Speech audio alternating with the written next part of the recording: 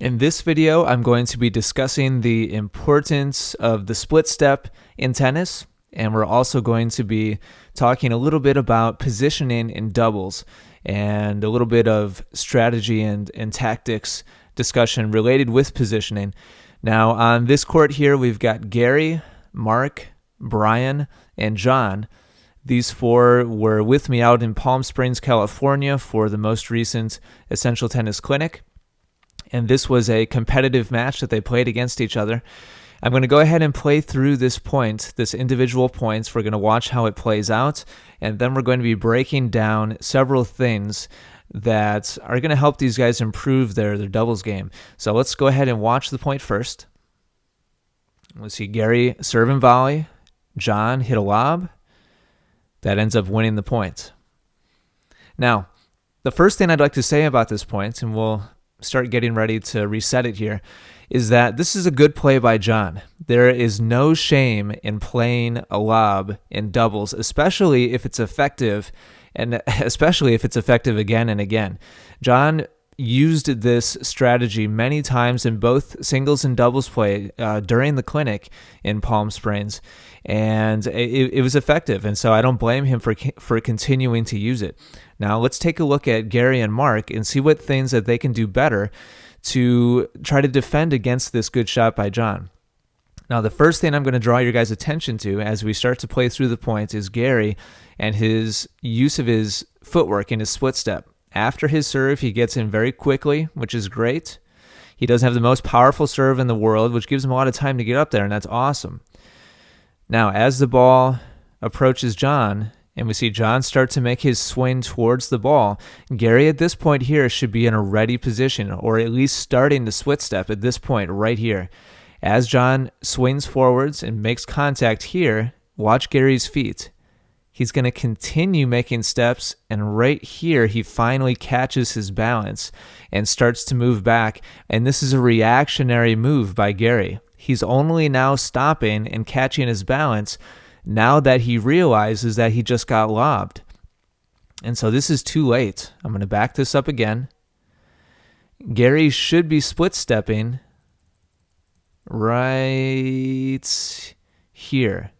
And he continues to take 1, 2 steps, finally catches his balance, and then starts to back up. And this is a late reaction.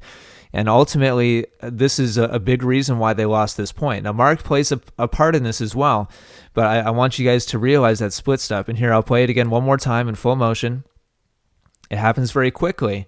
Gary gets in fast, reacts late, and again, he reacts to the lob. He should be making his split step before the return is hit so that he's ready for anything, whether it be a passing shot down the middle, out wide, or a lob, and he's just too late. So that's problem number 1. And Gary, you've got to work on the timing of your split step and using a split step in general. Now let's talk about Mark. Mark is the person at the net. He's Gary's partner. Now in general, I like to see people close to the net in doubles, and we see here that Mark is probably only a third of the way back from the net, between the net and the service line. And so I like this positioning in general, Mark, and you're a big guy. You cover a lot of courts. You've got a lot of reach. So this is good. This puts a lot of pressure on John. However, because we know that John likes to lob, this is not a smart place to be.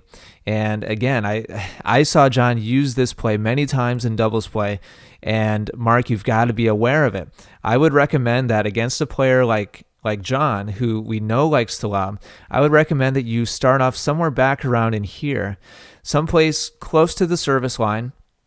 And as Gary's serve goes past you, I'd like to see you move forwards just a step or so, take a split step, no closer than about halfway up through the box, and then be in a ready position.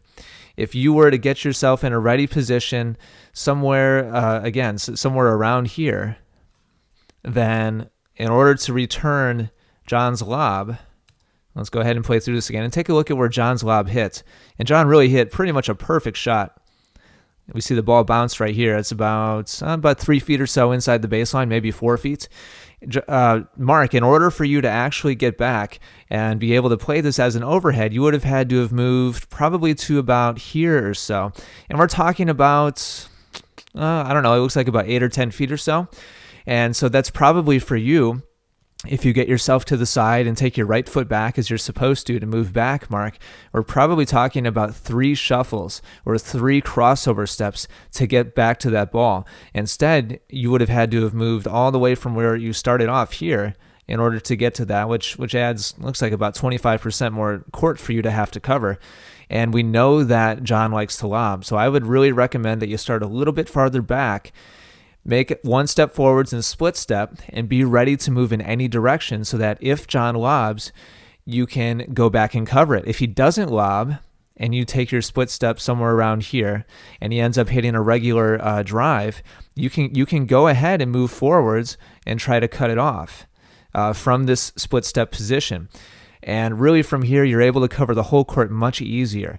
And so I want you guys to understand that both Gary and Mark played a part here. They both had a responsibility. Gary should have split stepped probably somewhere around here. If we back up the video here back to where Mark made contact. Let's see. Mark made contact right here. So yeah, Gary should have been in a split step right about where that line is on the right. Gary should have been in a ready position right there. And had Mark split stepped, or where I suggested over on the left, both of these players would be balanced, they'd be ready, and ready to cover that lob.